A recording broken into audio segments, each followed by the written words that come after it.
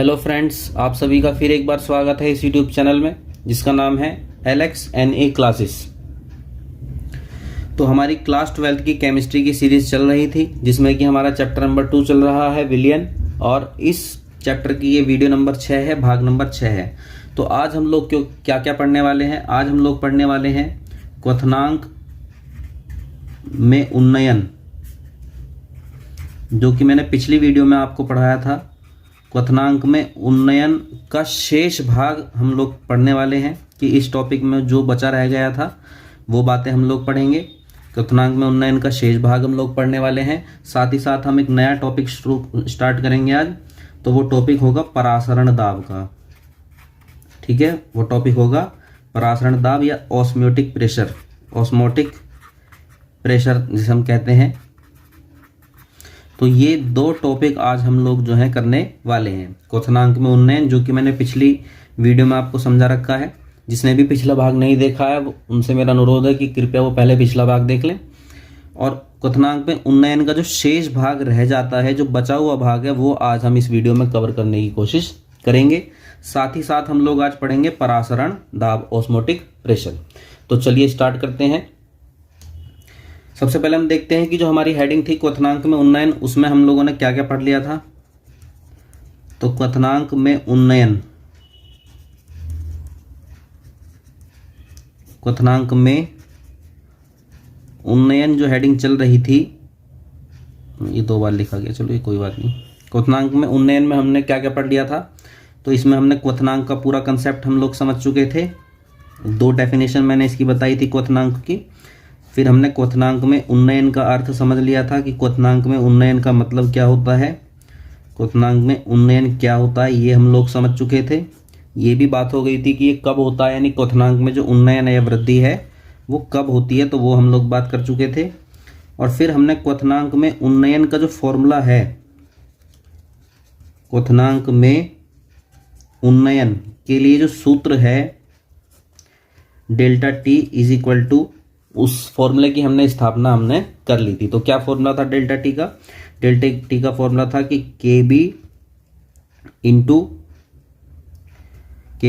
Small w into 1000 upon small m into capital W। ठीक है, तो ये फॉर्मूला जो है हम लोगों ने पिछली वीडियो में बना लिया था। तो चलिए आज हम इसका जो बचा हुआ भाग है उसे हम स्टार्ट करते हैं। तो आज हम लोग को क्या पढ़ना है? आज हम लोगों को पढ़ना है कि जो उन्नयन स्थिरांक होता है, उन्नयन स्थिरांक,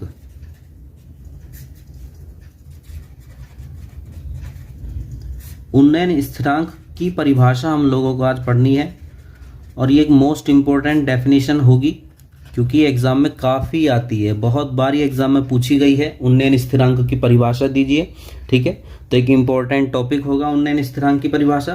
तो चलिए शुरू करते हैं कि उन्नयन स्थिरांक की परिभाषा हम लोग किस तरीके से समझ पाते हैं और किस तरीके से हम लोग इसे लिखेंगे। तो देखिए, जो उन्नयन था क्वथनांक में, जो उन्नयन था क्वथनांक में वृद्धि जो थी, या उन्नयन कुछ भी कह लीजिए, वृद्धि कह लीजिए या उन्नयन कह लीजिए, उसके लिए जो फॉर्मूला था वो हम लोगों ने बनाया था। क्या फॉर्मूला बनाया था हमने इस चीज़ के लिए कि KB into small w into 1000 upon small m into capital W। ठीक है, ये तो मेन फॉर्मूला हमने बनाया ही था। लेकिन हमें क्या करना है, हमें डेफिनेशन लिखने के लिए, इसकी डेफिनेशन लिखने के लिए बिल्कुल स्टार्टिंग से हमें फॉर्मूला बनाना है दोबारा। ठीक है, तो बिल्कुल स्टार्टिंग से जब हम शुरू करते हैं तो हमने क्या बताया था कि क्वथनांक में जो वृद्धि होती है, क्वथनांक में वृद्धि जो होती है डेल्टा टी, वो अनुक्रमानुपाती होती है मोललता के। ठीक है, आपको याद होगा किस चीज़ की अनुक्रमानुपाती होती है? मोललता के। तो डेल्टा टी प्रोपोर्शनल टू मोललता, और जब प्रोपोर्शनल का चिन्ह हम लोगों ने हटाया था तब यहाँ नियतांक लगाया था KB। तो ये मोललता भी ऐसे ही लिखी हुई है। और ये जो KB था, ये KB ही था उन्नयन स्थिरांक। ठीक है, KB ही क्या था? उन्नयन स्थिरांक, उन्नयन स्थिरांक, विलायक का उन्नयन स्थिरांक। ठीक है, ये Kb ही क्या था, उन्नयन स्थिरांक था। तो अब हम क्या करेंगे, ये जो मोललता है, इस मोललता के फॉर्मूले को हम लोग खोलते हैं। ठीक है, तो delta T is equal to Kb, तो ऐसी का ऐसी है। मोललता का फॉर्मूला क्या बताया था, विलय के मोल अपॉन विलायक का द्रव्यमान किलोग्राम में। ठीक है, ये फॉर्मूला हम लोगों ने बताया था। अब यहां दो टर्म हैं, एक तो है विलय के मोल और एक है विलायक का द्रव्यमान किलोग्राम में। अब मान लीजिए, मान लेते हैं हम लोग, माना कि जो विलय के मोल हैं, विलय के हमने 1 मोल घोल रखे हैं। विलय का कितना मोल घोला हमने, 1। हम ऐसा मान लेते हैं कि जो विलय के मोल हैं, विलय के मोलों की संख्या जो है यहाँ पे वो कितनी है, 1 घोल रखी है। और किस में घोल रखी है, तो विलायक में घोल रखी है। तो विलायक का जो द्रव्यमान है, विलायक का द्रव्यमान जो हमने ले लिया, वो भी ले लिया 1 किलोग्राम। यानी ये जो दोनों टर्म जो थी, ये दोनों हमने 1-1 ले ली। यानी हम क्या मान रहे हैं, हम मान रहे हैं कि विलय का 1 मोल घुला हुआ है। और किस में घुला हुआ है, विलय का 1 मोल घुला हुआ है विलायक के 1 किलोग्राम द्रव्यमान में। ठीक है, विलय का 1 मोल घुला हुआ है विलायक के 1 किलोग्राम द्रव्यमान में। तो यदि विलय का 1 मोल घुला हो विलायक के 1 किलोग्राम द्रव्यमान में घुला हो, तो यहाँ रखिए, यहाँ भी 1 रखना है, यहाँ भी 1 रखना है। तो क्या बनेगा delta T is equal to Kb बन जाएगा भाई, क्योंकि विलय के कितने मोल घुले हुए हैं, 1। तो हमने रखा 1। और किस में घुले हुए हैं, द्रव्यमान में, कितने द्रव्यमान में, 1 किलोग्राम द्रव्यमान में। तो यहाँ रखेंगे 1। तो क्या आ जाएगा, ये आ जाता है delta T is equal to Kb, है ना, delta T is equal to Kb आ जाएगा। तो भाई देखिए, यानी कि यहाँ से यहाँ अब तक हमने क्या समझ पाए, हम ये समझ पाए हैं कि जो उन्नयन स्थिरांक है, विलायक का जो उन्नयन स्थिरांक है, ये उन्नयन स्थिरांक किसके बराबर आया है, क्वथनांक में वृद्धि के बराबर आया है। तो मैं इसे लिख देता हूं, ये क्या था, ये था विलायक का उन्नयन स्थिरांक, विलायक का उन्नयन स्थिरांक, है ना। विलायक का क्या था, ये उन्नयन स्थिरांक। और ये क्या था, विलायक के क्वथनांक में वृद्धि, विलायक के क्वथनांक में वृद्धि थी। अब देखो, हम ये कह सकते हैं कि विलायक का उन्नयन स्थिरांक विलायक के क्वथनांक में होने वाली वृद्धि के बराबर, बीच में किस चीज का चिन्ह है, बराबर का चिन्ह है ना। तो विलायक का उन्नयन स्थिरांक, विलायक का उन्नयन स्थिरांक विलायक के क्वथनांक में होने वाली वृद्धि के बराबर होता है। भाई यही तो रिलेशन बन रहा है ना। क्या रिलेशन बन रहा है, आप रिलेशन को समझिए कि क्या रिलेशन बन रहा है, उसी के अकॉर्डिंगली आप बोलना सीखे, लिखना सीखे। जो भी रिलेशन बन रहा है उसी चीज को आप लिखने की कोशिश कीजिए।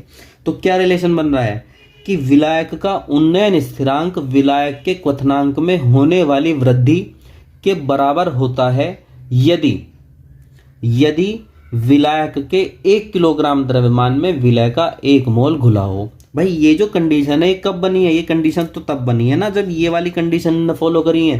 तो इन कंडीशन को फॉलो करते हुए ये बात लिखनी है, या हम सीधे शब्दों में कहें कि ये सारी बातें हम मिक्सअप करनी है। एक सेंस बननी चाहिए कि यदि किसी भी तरीके से आप डेफिनेशन लिख सकते हैं। मैं एक डेफिनेशन बोलता हूं, आप उसे कोरिलेट कीजिए कि यदि विलायक के 1 किलोग्राम द्रव्यमान में, यदि विलायक के 1 किलोग्राम द्रव्यमान में विलय का 1 मोल घुला हो, तो ऐसी स्थिति में विलायक के क्वथनांक में होने वाली वृद्धि ही विलायक का उन्नयन स्थिरांक कहलाती है। आप ये सब चीजों को कोरिलेट करते हुए एक डेफिनेशन लिखने की कोशिश कीजिए। आपको कुछ भी याद नहीं करना पड़ेगा, रटना नहीं पड़ेगा, ये गारंटी है। तो देखिए, मैं आपके सामने बिल्कुल एक डेफिनेशन लिख देता हूं और आपको ऐसा लगेगा कि बिल्कुल हमें याद हो चुकी है। ठीक है, तो डेफिनेशन में लिखता हूं, आप समझने की कोशिश कीजिए कि क्या डेफिनेशन हमारी भी समझ में आ रही है। तो कहां से शुरू करें, यहां शुरू करते हैं। यदि विलायक के 1 किलोग्राम द्रव्यमान में विलय का 1 मोल घुला हो, ये जो कंडीशन हम बात कर रहे थे ये मैंने यहां लिखी। यदि विलायक के 1 किलोग्राम द्रव्यमान में विलय का 1 मोल घुला है या हो, तब विलायक के क्वथनांक में होने वाली वृद्धि, ठीक है, विलायक के क्वथनांक में होने वाली वृद्धि ही विलायक का उन्नयन स्थिरांक होती है। उन्नयन स्थिरांक क्या है, मोलल शब्द भी लगा देते हैं, मोलल उन्नयन स्थिरांक के बराबर होती है या मोलल उन्नयन स्थिरांक होती है। यानी जितनी भी वृद्धि हुई है, जितनी भी क्वथनांक में वृद्धि हुई है, वो ही क्या है, वो ही है मोलल उन्नयन स्थिरांक। इसे केबी से प्रदर्शित करते हैं, ठीक है, इसे केबी से प्रदर्शित करते हैं। तो इस प्रकार से आप खुद भी डेफिनेशन बना सकते हैं। डेफिनेशन बनाने में कुछ भी दिक्कत नहीं होनी चाहिए। आप एक बार कंसेप्ट को समझिए और उसके अकॉर्डिंगली आप डेफिनेशन बनाते हुए चलिए। तो मैं एक बार दोबारा पूरा रिवाइज करा दे रहा हूं। क्वथनांक में जो वृद्धि थी वो किसके अनुक्रमानुपाती थी, मोललता के। प्रोपोर्शनल का चिन्ह हटा के हमने नियतांक लगाया केबी, और ये जो केबी नियतांक है इसी का नाम है विलायक का उन्नयन स्थिरांक या मोलल उन्नयन स्थिरांक। मोललता का फॉर्मूला हम खोलते हैं, विलय के मोल बटे विलायक का द्रव्यमान किलोग्राम में। फिर हम क्या कर लेते हैं, मान लेते हैं कि विलय का 1 मोल घुला है और कहाँ घुला है, 1 किलोग्राम द्रव्यमान में घुला है। तो यहाँ भी 1 रखते हैं और यहाँ भी 1 रखते हैं, ठीक है। जब 1 रखेंगे तो क्या आ जाता है, delta T is equal to केबी। फिर इनके बारे में विचार कीजिए कि क्या क्या चीजें थी। ये थी क्वथनांक में वृद्धि, तो हमने लिख दिया कि विलायक के क्वथनांक में वृद्धि। ये क्या था, विलायक का उन्नयन स्थिरांक, तो हमने लिखा विलायक का उन्नयन स्थिरांक। अब हमने क्या करा, इस सारी कंडीशन को मिलाते हुए एक सेंसेबल डेफिनेशन बना दी कि एक सेंस क्रिएट हो जाए कि यदि विलायक के 1 किलोग्राम द्रव्यमान में विलय का 1 मोल घुला हो तो ऐसी स्थिति में क्वथनांक में होने वाली वृद्धि ही विलायक का उन्नयन स्थिरांक कहलाती है। इसे केबी से प्रदर्शित करते हैं। तो ये थी इसकी डेफिनेशन, जो कि एक मोस्ट इंपॉर्टेंट डेफिनेशन है। उम्मीद करता हूं आपको समझ में आई होगी और आप इसी तरीके से डेफिनेशन को लिख सकते हैं, ठीक है। तो चलिए अब हम चलते हैं आगे एक क्वेश्चन की तरफ। तो हमारा क्वेश्चन क्या है, एक क्वेश्चन जो है हमारा आ जाता है एग्जाम में कभी कभी, तो उस क्वेश्चन को हम लोग देख लेते हैं कि क्या क्वेश्चन है वो।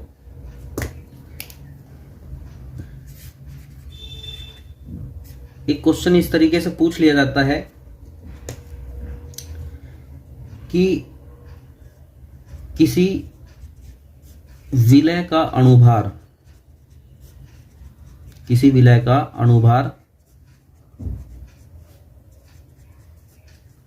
ज्ञात करने के लिए, विलय का अणुभार ज्ञात करने के लिए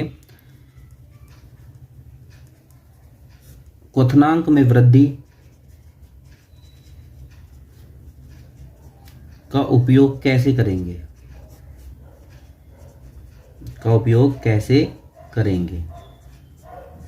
इस तरीके से जो है क्वेश्चन जो है एग्जाम में पूछ लिया जाता है कि भाई क्वथनांक में हमें क्या करना है, हमें अणुभार ज्ञात करना है। क्या करना है, अणुभार ज्ञात करना है, किसका, विलय का। तो विलय का अणुभार ज्ञात करने के लिए क्वथनांक में जो वृद्धि है उसका इस्तेमाल आप किस तरीके से करेंगे। तो ये हमारे पास एक क्वेश्चन जो है कभी कभी आ जाता है, तो देखते हैं इसे किस तरीके से हम लोग करेंगे, ठीक है। तो ये है क्या, पहले मैं समझाता हूं। मान लीजिए कि ये एक बीकर में जल है, क्या है, जल, ये जल है। अब जल के लिए भाई हम जानते हैं कि जल का जो क्वथनांक होता है वो कितना होता है, जल का जो क्वथनांक है वो होता है 100 डिग्री सेल्सियस। कितना होता है, 100 डिग्री सेल्सियस होता है। अब हमें एक विलय दिया गया कि भाई ये कि विलय पदार्थ है, इसका अणुभार हमें बताना है, ठीक, क्या बताना है, इसका अणुभार हमें बताना है। इसकी मात्रा मान लीजिए कि भाई इसकी मात्रा जो है स्मॉल w ग्राम है, ये स्मॉल w ग्राम विलय है और इसका अणुभार हम लोगों को ज्ञात करना है। तो हम क्या करेंगे, इस विलय को इसमें मिला देंगे, इस विलय को क्या करेंगे, इस जल में मिला देंगे। और जब जल में मिला देंगे तो जल के क्वथनांक में क्या होगी, वृद्धि होगी। क्या होगी, जल के क्वथनांक में वृद्धि हो जाएगी। तो जल के क्वथनांक में जो वृद्धि हुई है उसे नोट कर लेंगे। भाई मान लीजिए, देखो जब स्टार्टिंग में जल था, स्टार्टिंग में जल का क्वथनांक कितना था, 100 डिग्री सेल्सियस था। तो अब चूंकि हमने इसमें कोई विलय मिला दिया है, अवाष्पशील विलय मिला दिया है, तो इसका क्वथनांक कुछ बढ़ जाएगा। मान लीजिए शुरू का क्वथनांक था, अब मान लो बाद में जो क्वथनांक है, बाद में क्वथनांक हो जाता है T2 इक्वल टू हो जाता है 100.34 हो जाता है, 100.34 डिग्री सेल्सियस हो जाता है बाद में, जब हमने इसमें पदार्थ मिला दिया तो क्वथनांक में वृद्धि हो गई ना। तो क्वथनांक में वृद्धि कितनी हुई, पहले कितना था 100, अब कितना हो गया 100.34, तो कितने की वृद्धि आ रही है, इसमें से इसे घटाएंगे तो 100.34 माइनस 100 डिग्री सेल्सियस है ना, तो कितनी वृद्धि हुई है 0.34 की वृद्धि हो जाती है। अब देखिए कैसे करेंगे, चूंकि हम जानते हैं कि जो क्वथनांक में वृद्धि होती है वो, उसका सूत्र क्या था, उसका सूत्र था KB into small w into 1000 upon small m into capital W, ठीक, यही फॉर्मूला था। तो अब हमें निकालना क्या है, हमें निकालना है अणुभार। क्या निकालना है, विलय का अणुभार निकालना है। तो विलय का अणुभार यही तो है ना भाई, ये क्या है, ये तो उन्नयन स्थिरांक है, विलायक का उन्नयन स्थिरांक है, तो ठीक, ये क्या है, विलायक का उन्नयन स्थिरांक है। ये क्या है, विलय की मात्रा है, ये क्या है, विलायक की मात्रा है, और ये क्या है, विलय का अणुभार है। तो चूंकि हमें तो विलय का अणुभार निकालना है ना, तो विलय का अणुभार हम लोग यहाँ ले जाएंगे, इसे यहाँ ले आएंगे। तो विलय का अणुभार के लिए फॉर्मूला क्या बनेगा, KB into small w 1000 upon delta T into capital W। तो ये जो फॉर्मूला बना, ये बना विलय का अणुभार के लिए, विलय का अणुभार जो कि हमें ज्ञात भी करना है।